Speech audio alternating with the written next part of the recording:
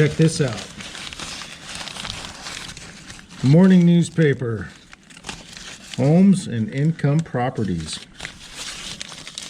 You could pick a house up for $1,000, man. Right there. What do we got here? This paper was in 1944. Pretty cool. Found it in the walls. So one of the problems we're having here is there's no corners in this house. This was originally all lath and plaster.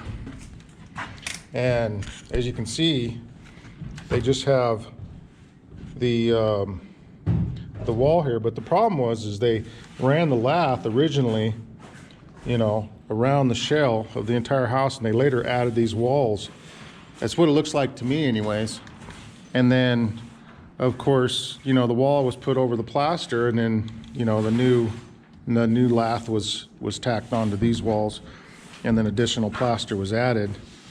And so it left a space back here. So we've been having to cut these studs top and bottom and move this slightly back, so then we can put a 2x6 behind it to allow for corners on both sides, like we've done here with that. And so that gives us the corner that we're needing. And same thing here. We got corners on all four sides. So, and then every now and then we've had to replace a stud. And these doorways we'll probably leave for the closet, but just pretty much all the other doorways have had to be framed for standard openings so far. And of course, all of these windows will be replaced as well. Here's an example of a corner that'll probably be okay. There's these are close enough to work, you know. And then of course when we got over here, we added a stud for a corner on this side. And there's some of that newspaper we've been pulling out of the walls. Makes for interesting reading, that's for sure. So, oh, what's this?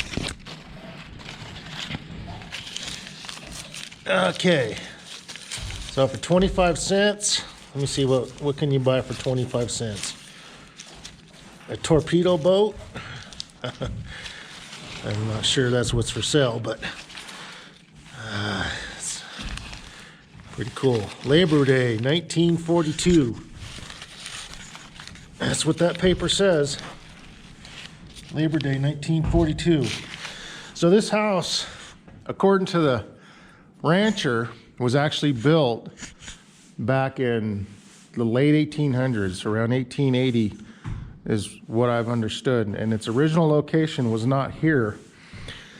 It was moved to this location. It was originally built on a gold refinery, on a property where a gold refinery was located at, just a little ways from here, and was moved in the early 1900s. And then probably was refinished as well. Might have even been around the 40s that this was actually moved and placed here, because we see the newspapers from the 40s in the walls.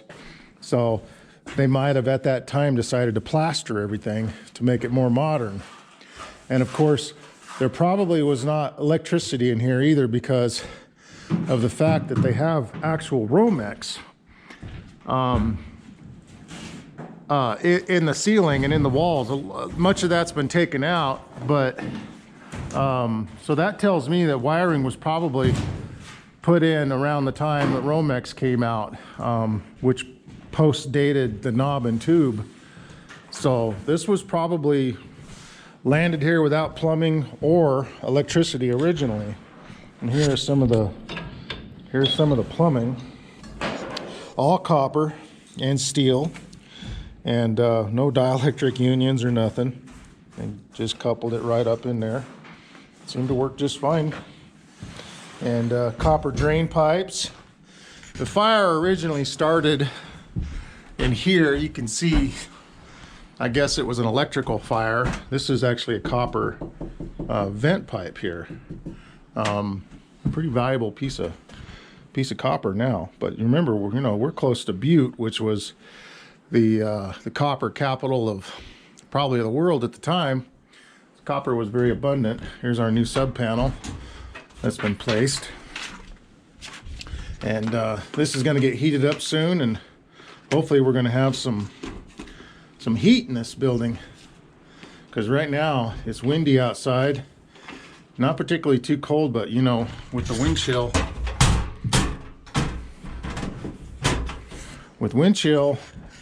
it can get a little nasty, especially when we're in the 40s like we are now. But this fire started going pretty good. It was kind of a miracle it got put out when it did. Smoked everything up pretty good. You can see the windows took quite a bit of smoke, and as you can imagine, that what it did to the rest of the plaster in the house. But so everything's been torn down, and we're starting from scratch. And I must say, all this framing is not only very old, but it's not really well nailed. It's something that I wanted to note too, that see, here are the chases that we've repaired already on this one. The old fireplace actually came down, and it rested on just, the whole entire brick fireplace was resting just on a couple 2x4s that were nailed to the sides of these studs. It was amazing how they did things, and it seemed to hold up just fine. I mean, but then apparently there was a heater here, and then there was another fireplace coming down here, same thing. Of course, at least they had it rested on at least on this side on a stud, and over here they had a 2x4 nailed, and then they had this kind of, I think I've got cell phone video of that. There was a chimney here, and there was a chimney there. Previously, we tore that down a while back, both of these, and I'll show you some of the brick. Ugh. Gonna have to fix that. So here's actually some of the brick that came down out of the ceiling. And so, but it seemed to hold up just fine. All those years later, it certainly wouldn't be something that would pass code today. But like I said, we've framed in all these doors, all the 3 foot wide. That was one of the specifications. I guess the old gal that's gonna be living here is getting up in age, and she may be in a wheelchair soon, or maybe she already is. I have not met her. But here's an old, obviously well-used stove that looks like it'd be right at home in an old country kitchen. But yeah, we have the old copper pipes and some of the old plumbing. Probably originally, there's the toilet flange. Then we got some charred wood up there in some spots. So this fire was going pretty good. Yeah, like I said, it's a miracle they got it put out when they did. And kudos for the fire department on that one. So basically, we're gonna put some modern HVAC in here. It's gonna have all modern wiring, all modern plumbing. It's gonna have drywall. These walls, we kind of worked out a deal. Originally, we were just gonna go with fiberglass, and we kind of modified the budget, if you will, so these could all be spray foam, all core bond, and that would really tighten up this house quite a bit. And of course, once we get the ceiling in, this is all going to get blown in insulation. There's plenty of room up there, and they can put a nice blanket of blown in insulation up in the ceiling, and that's going to give them a fantastic R value. That coupled with some new windows. The only windows we're going to wind up keeping are these right here. This one here I'll get replaced. It's got what looks like a bullet hole in it, or maybe a BB gun or something. But it's got this nice glass up here, and I thought, even though these are single pane, we could save some money and redirect it, i.e. core bond, we could redirect some of the money that would take to replace these, keep them, because that sort of lends to some of the nostalgia of the old home. I mean, aren't those beautiful? And I believe we're going to replace the front door. There's nothing too special about that.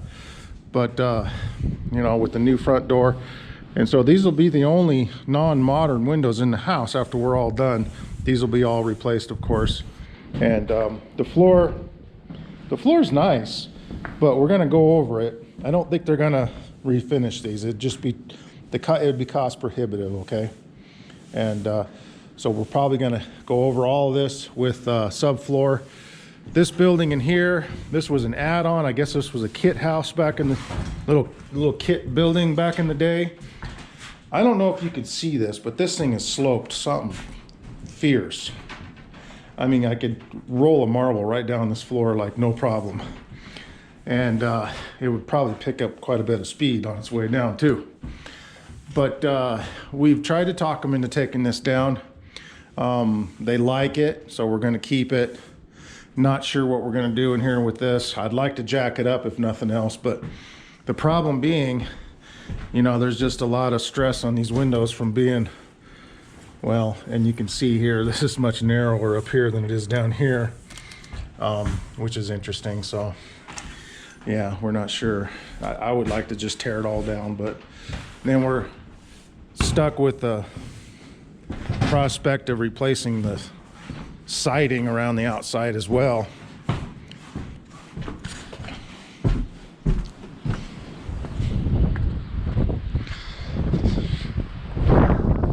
So this house got this is all aluminum siding on the outside. So it's going to be a challenge, but we got a new roof on this thing so far since we tore those chimneys down. It doesn't look like much on the outside, really.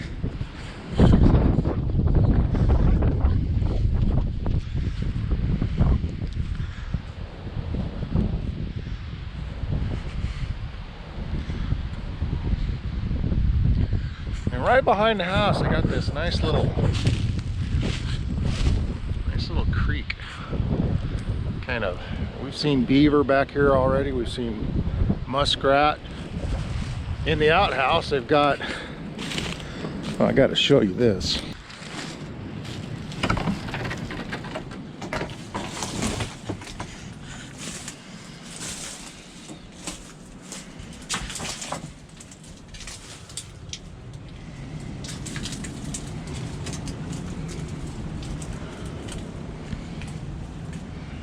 Well, there were a couple raccoons in here, but they have since vacated the place.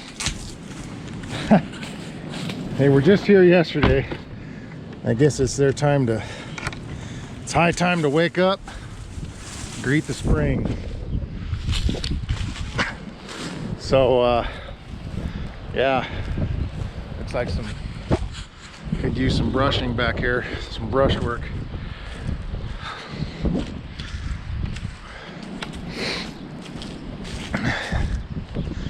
Yeah, real fascinating. This house has got some history.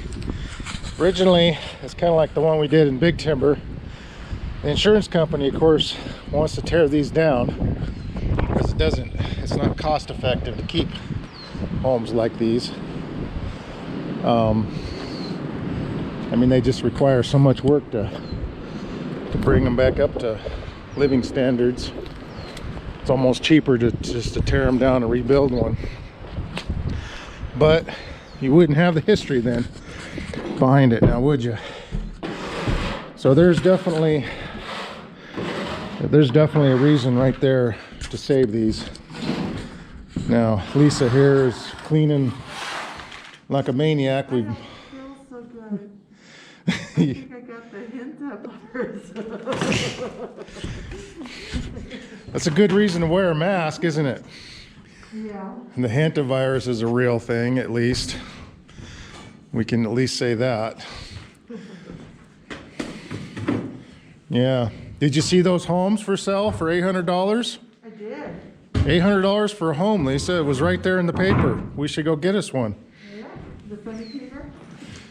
Or the old paper? Yeah. All right, folks, well, you're going to want to stay tuned for this one because we're going to be working on this place, and we're going to have a lot of fun doing it. So, all right, well, you guys stay tuned.